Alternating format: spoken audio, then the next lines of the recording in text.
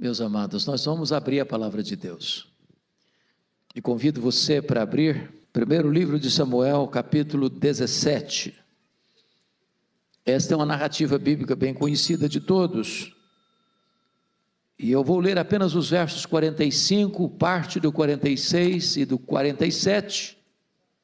Entretanto, pretendemos fazer uma exposição de todo o capítulo e preciso que você mantenha a Bíblia aberta depois da leitura.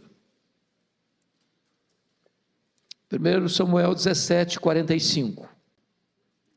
Davi, porém, disse ao filisteu, referindo-se a Golias: Tu vens contra mim com espada e com lança, e com escudo.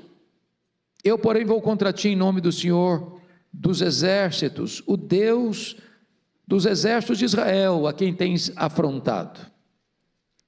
Hoje mesmo o Senhor te entregará nas minhas mãos. Parte B do verso. E toda a terra saberá que há Deus em Israel. Saberá toda essa multidão que o Senhor salva, não com espada, nem com lança. Porque do Senhor é a guerra, e Ele vos entregará nas nossas mãos. Amém. Essa é uma das narrativas mais conhecidas da Bíblia. Esse é um dos textos clássicos da Bíblia para tratar de uma batalha, de uma guerra espiritual. E eu preciso dizer a você nesta noite que, seja do ponto de vista real ou figurado, os gigantes ainda existem. E eles são muitos. E eles são atrevidos. E eles são insolentes. E eles teimam em se colocar no nosso caminho para nos assustar, para nos intimidar, para nos fazer correr com as pernas bambas de medo. Gigante é tudo aquilo que parece ser maior do que você. Gigante é tudo aquilo que intimida você.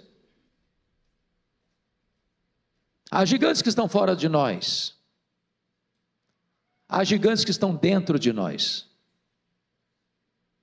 Há gigantes que nós os criamos no laboratório do medo. E eles se levantam como fantasmas para nos assustarem. Um gigante pode ser uma pessoa, uma circunstância, um sentimento, um trauma, uma doença, uma perda, uma decepção, um luto. Eu não sei quais são os gigantes que você enfrenta, mas eu quero lhe dizer que Deus não chamou você para ter medo dos gigantes, para medir a altura dos gigantes, para fugir dos gigantes. Deus chamou você para vencer os seus gigantes. Talvez vencedores gigantes não nascem, eles são feitos, forjados na urdidura da luta.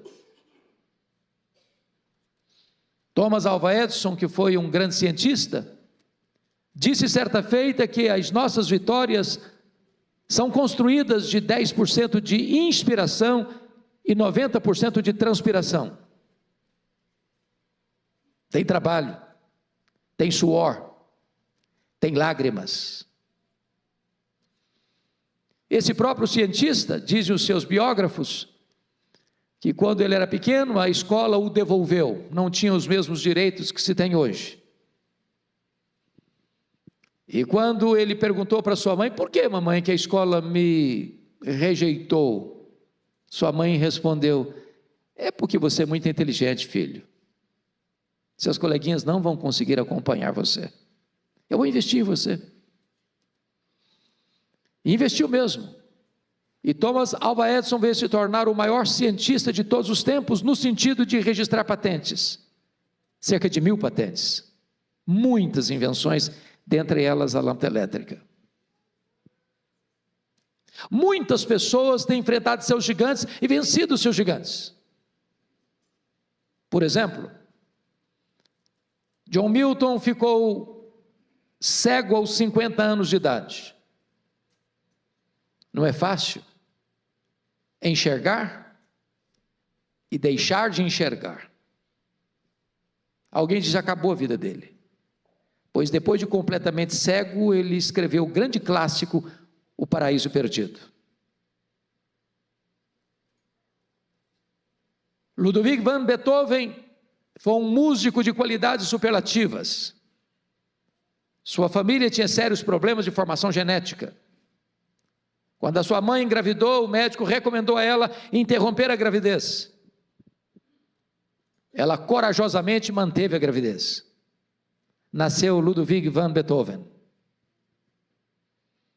um músico excelente, mas por uma surdez progressiva, aos 46 anos de idade ele ficou completamente surdo. Parecia o fim para a carreira de um músico. Mas depois de completamente surdo, ele compôs as suas mais importantes sinfonias. Venceu o gigante da surdez. Talvez a mais celebrada compositora evangélica de todos os tempos foi Fanny Crosby. Fanny Crosby compôs cerca de 8.000 hinos. Cantava todos eles de cor. Praticamente conhecia todo o Novo Testamento de cor. Essa mulher viveu 92 anos. Porém, ficou cega por um erro médico na 6ª semana de vida. Passou toda a sua história na escuridão. Mas ela inspira e consola milhões de pessoas com suas músicas ainda hoje. Que segurança tenho em Jesus, pois nele gozo paz, vida e luz. Quer estar ao pé da cruz, que tão rica fonte. Hinos de Fanny Crosby. Venceu o gigante da cegueira. Quais são os seus gigantes? Hoje Deus está aqui convocando você para enfrentar e vencer esses gigantes. Esse texto nos fala de uma guerra. Israel está lutando contra os filisteus. Os filisteus foram os mais terríveis inimigos de Israel por séculos. Oriundos da região do Mar Egeu, migraram para Israel na região costeira ocidental, na parte próxima ao Mediterrâneo. Nunca foram vencidos por Israel, senão no período de Davi. Eles eram muito mais preparados militarmente, eles tinham carros de ferros, eles eram numerosos e muito valentes na guerra. E agora, de um lado está o exército de Israel, do outro lado estão os filisteus. Na hora do enfrentamento, do embate, da conflagração, diz a Bíblia que levanta um duelista do lado dos filisteus, chamado Golias, um homem de 3 metros de altura, trajando uma armadura de 60 quilos, a ponta da sua lança pesava 6 quilos, havia um escudeiro na sua frente, e esse homem insolentemente disse para os soldados de Israel: não é preciso lutar, dê-me um homem para lutar comigo, se ele me vencer, nós serviremos vocês, se eu vencer, vocês nos servirão. E diz a Bíblia que durante 40 dias, 2 vezes por dia, esse duelista filisteu desafiou o exército de Israel e todos fugiram de medo. O moral do exército de Israel estava baixo. Porém, na hora da debandada geral, no 40º dia, na 80ª vez, chega Davi no acampamento, para levar provisão para o comandante e para os seus irmãos, e ele quer saber o que está acontecendo. Informam para ele: tem um gigante, um duelista, um homem experimentado na guerra, que está nos humilhando, nos afrontando. Ele é imbatível, ele é invencível. Ninguém pode lutar com ele.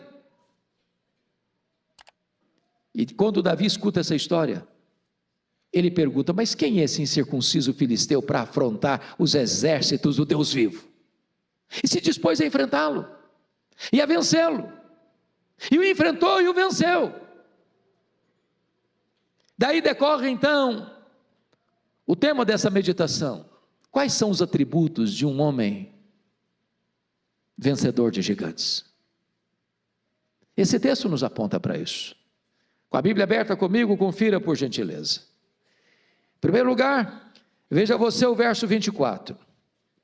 Todos os israelitas, vendo aquele homem, fugiam de diante dele e temiam grandemente, e diziam uns aos outros: viste aquele homem que subiu? Pois subiu para afrontar a Israel. Um vencedor de gigantes, irmãos, não escuta a voz dos pessimistas.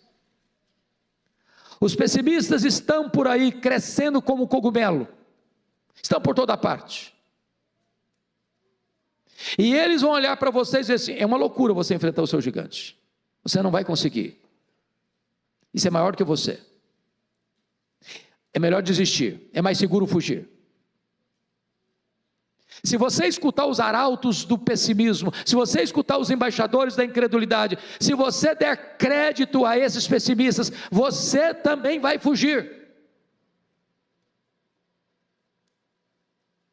Eu fico olhando a história de Israel, daqueles 10 espias que voltaram de avistar a terra e deram um relatório muito negativo. A terra é boa, lá mana leite e mel mesmo, os frutos da terra são excelentes, trouxemos até evidências disso, mas tem um problema: lá tem cidades fortificadas, lá tem guerreiros, lá tem gigantes, a terra é inconquistável, ela é boa, mas não é para o nosso bico, não dá para nós. Aliás, aos olhos daqueles gigantes, nós somos gafanhotos.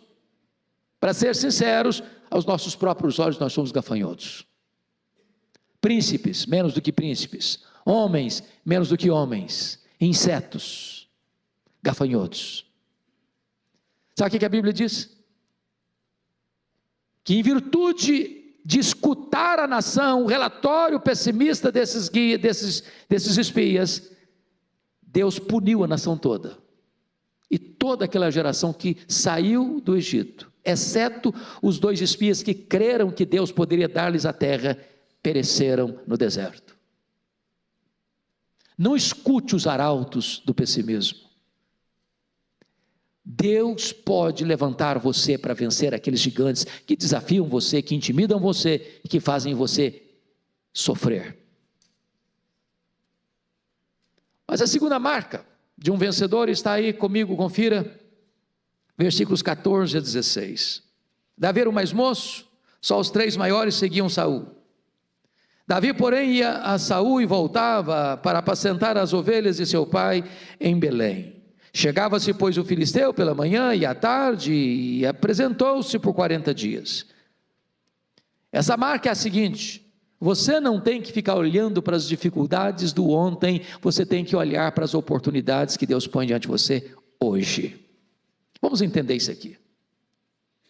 Quando Abner, comandante do exército de Israel, vai à casa de Jessé para alistar alguns de seus filhos para serem soldados, para defender a nação, ele escolhe os 3 mais velhos. Davi não foi escolhido nem lembrado. Talvez alguém dissesse: olha, esse Davi não tem idade para ser soldado, ele não tem cancha para ser soldado, ele não tem preparo para ser soldado, ele não tem porte de soldado. Mas o único homem que teve coragem de enfrentar o gigante, nem lembrado foi. Eu conheço muita gente doente, emocionalmente doente, porque um dia não foram lembrados, porque ninguém acreditou nele, não acreditou nos seus dons, não acreditou nos seus talentos, foi abandonado, foi esquecido.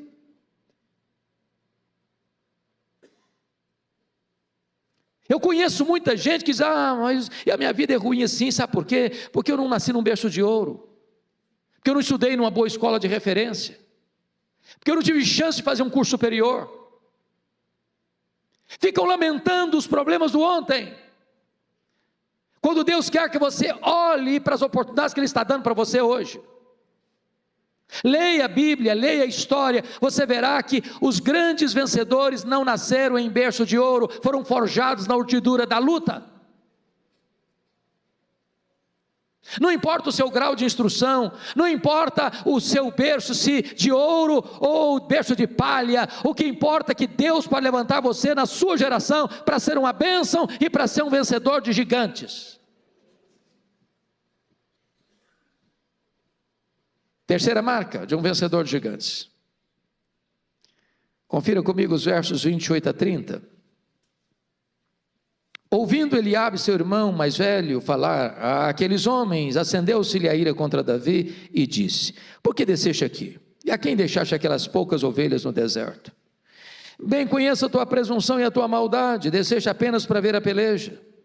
Respondeu Davi: que fiz eu agora? Eu fiz somente uma pergunta.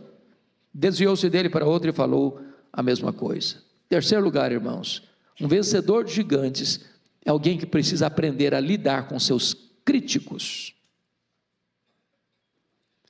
Nos meus 41 anos de pastorado, preciso reconhecer que eu não conheço ninguém que se levantou ou foi levantado por Deus, melhor dizendo, para uma grande obra, que não tenha enfrentado críticas. Quem tem medo de críticas não serve a Deus. Quem tem medo de críticas está mais interessado nos aplausos humanos do que na glória de Deus. Agora é verdade que há críticas e críticas. Tem crítica que vem para ajudar você, para impulsionar você. Alguém que está interessado em ajudar você, em cooperar com você. Mas há críticas que vêm para destruir você, para humilhar você, para derrubar você. Esse tipo de crítica dói muito. Mas eu vou lhes dizer quando é que a crítica dói mais. Em primeiro lugar, a crítica dói mais, meus irmãos, quando ela vem daqueles que deveriam estar do nosso lado e estão contra nós. É gente que faz parte da mesma equipe, da mesma igreja, da mesma família e joga contra o patrimônio. Faz gol contra, torce contra. Notem vocês que Eliabe é o irmão de Davi, é sangue de Davi, é carne de Davi, e está contra Davi. A gente chama isso de fogo amigo. É gente que puxa o tapete. Quando uma pessoa próxima de você critica você, isso dói mais do que quando um estranho critica você. Se você passando pela rua, recebe uma fechada, e alguém fala um palavrão para você, faz um gesto obsceno para você, você fica irritado 30 segundos. Dobrou a esquina, você não sabe quem é a pessoa? Não sabe de onde ela vem, para onde ela vai? Já esqueceu. Agora, quando alguém da sua família cutuca você, critica você, tenta humilhar você, isso dói. Segundo, sabe quando a crítica dói mais? É quando ela vem daqueles que nos conhecem há muito tempo. O Eliabe era o mais velho, o Davi era o caçula, eles eram 8 irmãos. Eliabe viu Davi nascer, viu Davi crescer, e apesar disso criticava Davi. Na verdade, meus irmãos, o que incomoda os críticos não são seus defeitos, são suas virtudes. O que o crítico não tolera é que você seja honrado e ele não. É por isso que Eliabe está criticando Davi. Terceiro lugar, sabe quando a crítica dói mais? Quando ela é contínua. Quando ela é contumaz. Olha comigo o versículo de número 29. Aliás, versículo 29, quando Davi pergunta assim: que fiz eu agora? Eu só fiz uma pergunta. Sabe o que significa isso? Davi está perguntando para o seu irmão assim: ô Eliabe, até quando você vai ficar no meu pé? Quando você vai me dar descanso? Para com isso, rapaz. Esse tipo de crítica, uma goteira, incomoda. Ou, irmãos, às vezes tem gente, até na igreja, que parece que tem até um ministério, sabia? É o ministério da crítica. Ele acha que vai resolver o mundo com as críticas dele. Pode acontecer tudo direitinho, não tem um elogio. No dia que as coisas não saírem do jeito que ele queria, lá vem a crítica. Sabe quando a crítica dói mais? Em quarto lugar, quando ela vem envelopada em destempero emocional. Olha o versículo 28. Acendeu-se a ira de Eliabe contra Davi. Uai, mas o que o Davi fez para o Eliabe ficar irado? Fez nada. Mas por que ele está irado contra Davi? Sabe por quê? O Eliabe ficou pensando assim: e se esse menino enfrenta esse gigante e vence esse gigante, como é que vai ficar a minha cara? Eu sou mais velho, eu sou soldado, já tem até alguma patente aqui na minha farda. Sabe o que irrita os críticos? É a possibilidade de você vencer. Sabia que a psicologia humana prova que você e eu temos mais facilidade de chorar com os que choram do que nos alegrarmos com os que se alegram? Tem gente que não fica feliz porque a igreja Pinheiro está crescendo. Tem gente que não fica feliz quando você vê alguém rompendo na vida. Tem gente que fica incomodado porque Deus está abençoando o seu trabalho. Isso é o crítico. Mas sabe quando a crítica dói mais? A crítica dói mais quando o crítico tem a síndrome de Deus. Sabia disso, que o crítico tem síndrome de Deus? Olha o versículo 28. O Eliabe perguntou assim para o Davi, disse assim acerca do Davi: bem conheça a tua presunção e a tua maldade. Você veio aqui só para espiar essa peleja. Meus irmãos, isso é um juízo de valor. Isso é foro íntimo. Presunção e maldade só Deus conhece. Mas o crítico julga suas palavras, julga suas obras e julga suas intenções. A grande pergunta é: será que Eliabe tinha razão? Será que Davi estava ali mesmo porque ele era presunçoso? É isso mesmo? Vamos entender? Se você virar a página da sua Bíblia para o capítulo 16, no capítulo 16 aconteceu uma cerimônia lá na casa do Jessé. Deus mandou o profeta Samuel à casa do Jessé para ungir um dos filhos de Jessé, rei de Israel, em lugar de Saul. E quando o profeta Samuel está chegando, a primeira pessoa que ele encontra é o Eliabe, rapaz bonitão, capa de revista. E aí o Samuel pensou logo: está aí o ungido do Senhor. Disse: vai devagar, profeta, aí só tem casca, é só verniz. Nesse não.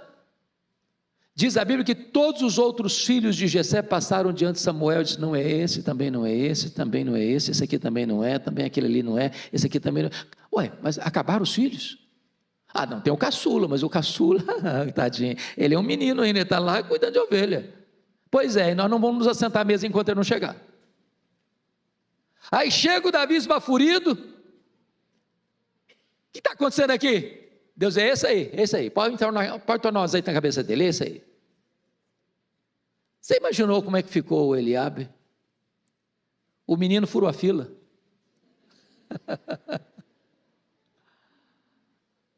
Agora, preste atenção nisso. Os três mais velhos estão na guerra. O Jessé dá um recado para o Davi: ô meu filho, deixa as ovelhas aí sob cuidado de alguém, vem cá, preciso de você. Ô filho, eu preciso que você leve esses pães e esses queijos para o comandante e para os seus irmãos. Davi poderia ter dito assim para o seu povo: papai, eu acho que o senhor não está entendendo é nada. O senhor não sabe o que aconteceu aqui em casa, não? O senhor não sabe que eu sou o futuro rei de Israel, não? O senhor não sabe que agora eu preciso preservar minha imagem? Ué, mas o que é isso? Ué? Eu me dão agora de office boy? Como é que fica a minha imagem? E a minha reputação? Vou não, o senhor arranja outro. Agora eu tenho que manter a pose. Portanto, quando Davi vai, ele é humilde, não presunçoso. O problema é que o crítico transforma a sua virtude em defeito e critica a sua virtude como se defeito fosse. Sabe quando a crítica dói mais? Em último lugar, a crítica dói mais quando o crítico quer humilhar você diante das outras pessoas. Olha a pergunta do Eliabe no verso 28. Ô menino, com quem você deixou aquelas poucas ovelhas no deserto? O que ele está falando aqui? Trocando em miúdo, sabe o que ele está dizendo para Davi? Menino, recolha-se a sua insignificância. Coloque-se no seu lugar, rapaz. Quem é você? Você não passa de um pastorzinho de poucas ovelhas no deserto e vai dar uma de valentão aqui, tem um exército inteiro fugindo desse gigante. Quem é você, cara? Enxerga-se. O que ele está fazendo? Humilhando Davi diante dos soldados de Israel. Deixa eu dizer uma coisa a você muito séria. A única maneira de você lidar com seus críticos é fazer o que Davi fez. O que Davi fez? Confira o versículo 30. Está escrito aí. Desviou-se dele para outro e falou a mesma coisa. Se você escutar os críticos, você perde a alegria, você perde a paz, você perde o sono, você perde o apetite, você perde a saúde, você perde o foco.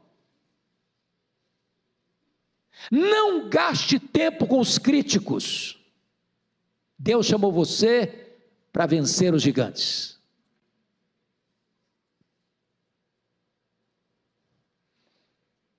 Quinta marca de um vencedor de gigantes. Aliás, quinta, não quarta. Confira comigo os versos 38 a 40. Saul vestiu a Davi de sua armadura e lhe pôs sobre a cabeça um capacete de bronze, vestiu de uma couraça. Davi cingiu a espada sobre a armadura e experimentou andar, pois jamais havia usado. Então disse Davi a Saul: eu não posso andar com isso não, pois nunca usei. E Davi tirou aquilo de sobre si. Tomou o seu cajado na mão, escolheu para si 5 pedras lisas do ribeiro e as pôs no alforje do pastor que trazia saber no surrão, e lançando mão da sua funda, foi-se chegando ao filisteu. Um vencedor de gigantes é autêntico, ele não tenta imitar os outros. Vestir roupa de rei sem ser rei não faz de você um rei. Quando eu li esse texto, pastor Arival, e é para mim uma das mais lindas narrativas da Bíblia, eu dou risada às vezes sozinho. Pensa comigo aqui. A Bíblia diz que o Saul era o cara mais alto de Israel. Davi era um cara de altura mediana. O Saul era manequim 70, o Davi manequim 52. Quando botou aquele monte de armadura em cima do Davi, gente, sobrou armadura. O cara não conseguia nem andar, era um estorvo, era uma loucura aquilo. Agora, bota uma espada, a espada do Saul devia ser maior que a dos outros, ela encostava lá no chão. O Davi não conseguia andar com aquilo. Ele arrancou aquela tralha toda de cima dele. Falou: eu não sei usar isso não, nunca usei esse negócio não. Então a coisa, eu não sei mesmo e não quero também. Pronto. Aí ele correu lá no ribeiro. Gente, se vocês visitarem essa região de Israel, vale a pena, porque lá até hoje, nesse lugar, tem pedras assim, tamanho de um ovo, lisinha, que dá vontade até você dar umas pedradas. Botou 5 para não ter problema. E aí pegou a funda e correu na direção do gigante. Sabe o que ele está dizendo? Gente, ele está pensando assim: com essa funda aqui, eu sou um doutor. Eu consigo acertar um fio de cabelo, quanto mais a testa de um gigante. O que Davi está nos ensinando? O que Davi está nos ensinando é que não basta ter coragem, é preciso ter preparo. Coragem sem preparo é loucura. Meus irmãos, nós vivemos hoje um mundo distinto, nós vivemos hoje um mundo dos especialistas. Por exemplo, você se lembra que no passado, bem recente, você tinha uma coisa chamada médico da família, lembra disso? Médico da família. Ele era médico do vovô, médico da vovó, do papai, da mamãe, do filho, da filha, do neto, da neta. E o médico clinicava do alto da cabeça à planta dos pés, e pronto. Era o médico. Hoje, se a dor é do lado direito, é um médico. Se a dor é do lado esquerdo, é outro médico. Se a dor de dente é de um jeito, é um dentista. Se a dor de dente é do outro jeito, é outro dentista. Porque é o mundo dos especialistas. Eu pergunto a você, qual é o seu trabalho? Não importa o seu trabalho, se você for um especialista, você vai ser bem sucedido. Você pode fazer salgadinho para fora, você vai fazer o melhor salgadinho da cidade. Você vai ser professor, você vai ser o melhor professor da escola. Você vai ser um comerciante, você vai ser o melhor comerciante da cidade. Você vai ser um advogado, um engenheiro, você vai ser um industriário, você vai ser um empresário, você vai ser um taxista, um motorista de Uber, você vai se especializar, você vai fazer com excelência.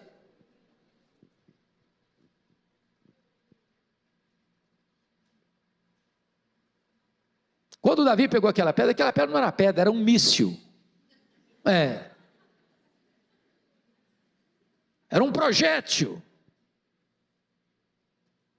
Ele não está fugindo, ele está caminhando na direção do gigante. Mas, em quinto lugar, um vencedor de gigante, irmãos, está aí no versículos 45 a 47, nós não vamos ler agora porque lemos no começo. O vencedor de gigantes é aquele que reconhece que, apesar do seu preparo e da sua coragem, quem dá a vitória é Deus.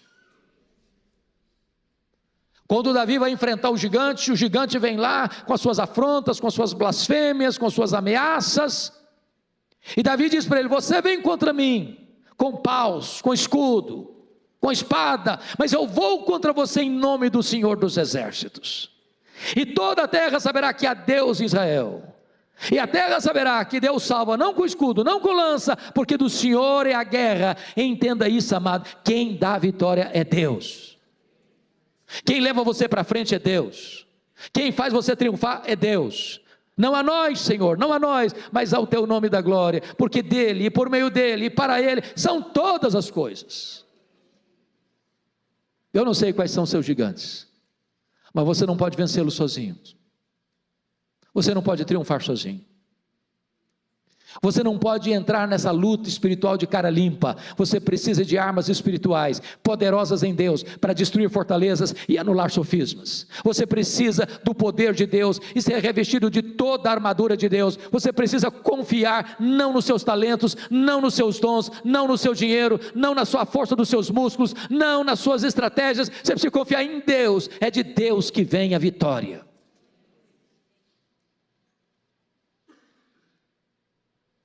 Sexto lugar, um vencedor de gigantes. Confira comigo o verso 48, por favor. Sucedeu que, dispondo-se o filisteu a encontrar-se com Davi, este se apresentou e, deixando as suas fileiras, correu de encontro ao filisteu. Um vencedor tem pressa para vencer. Compare o 48 com 24, por favor. Está escrito 24, todos os israelitas, vendo aquele homem, fugiam de diante dele, e temiam grandemente. Mas o 48 diz, correu Davi de encontro ao filisteu. Qual a importância disso aqui, irmãos? A Bíblia diz que a esperança que se adia, adoece o coração. Tem problemas na nossa vida, irmãos, que vão ficando encruados, porque a gente está adiando, empurrando com a barriga, escondendo debaixo do tapete. É aquela conversa, é aquele confronto, é aquele perdão, é aquele acerto, é aquela decisão. Tem um ditado aqui no Brasil muito conhecido de todos nós: é melhor você ficar vermelho meia hora do que amarelo a vida inteira. Então tome decisão. Pare de ficar adiando as coisas. Tenha pressa para vencer. Aquele pecado que tenazmente assedia você, peça a Deus: Senhor, eu não vou ficar mais com a coleira no pescoço do diabo, não. Vou vencer em nome de Jesus. Vamos romper com isso.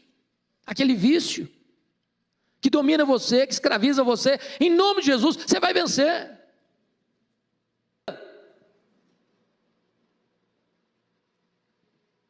Está na hora de você parar de adiar a solução dos problemas, enfrentá-los, vencê-los. não na sua força, mas na força do Deus onipotente.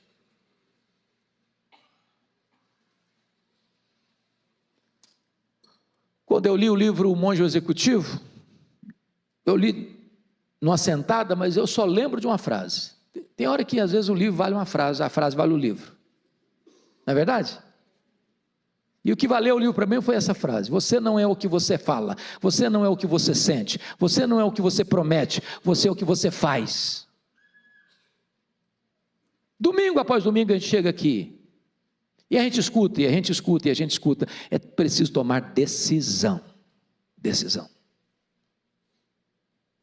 Carreira solo, mas a celebração da vitória deve ser coletiva. Não basta apenas você vencer, você precisa encorajar outros também a vencerem. Irmãos queridos, nós ainda temos nessa.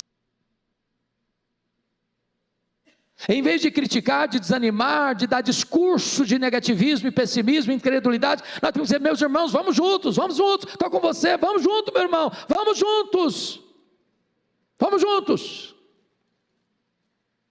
Você é um encorajador.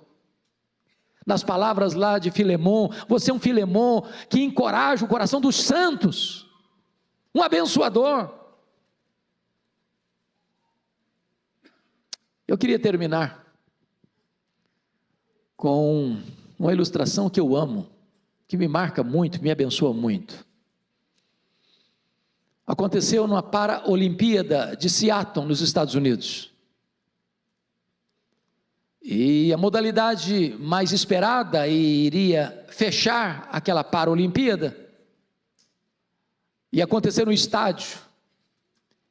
E as moças iriam fazer a última corrida, a mais longa corrida.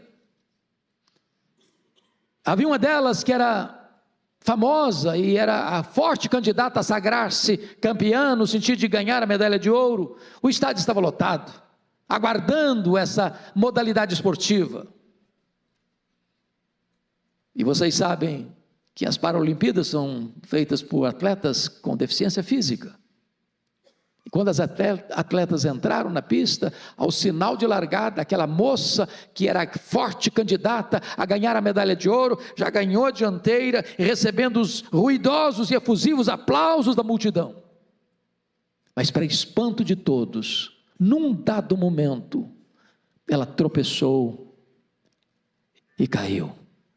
A multidão imediatamente concentra os seus aplausos na que vinha em seguida, para que ela entrasse e ganhasse a medalha de ouro. Mas para surpresa da multidão presente e do mundo que assistia, ela parou, estendeu a mão que estava no chão, a concorrente, e a levantou.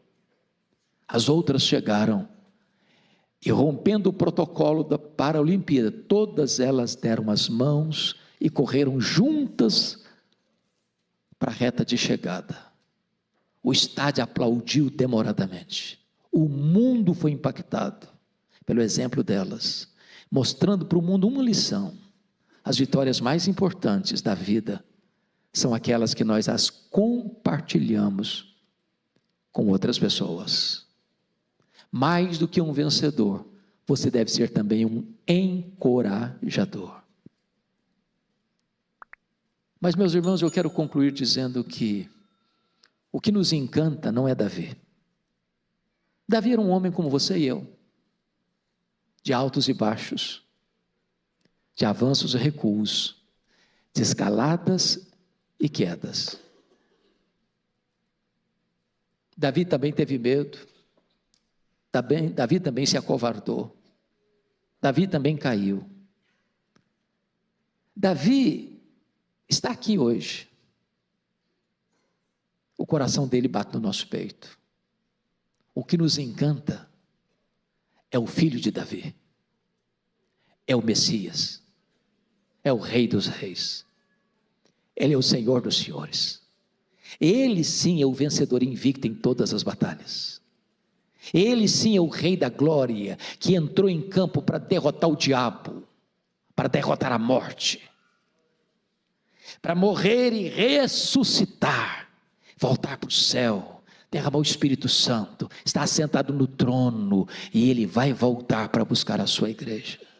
Ele nos fez mais do que vencedores, e com os olhos nele, os gigantes vão cair, e nós vamos avançar rumo à glória. Que o Senhor nos abençoe. Amém.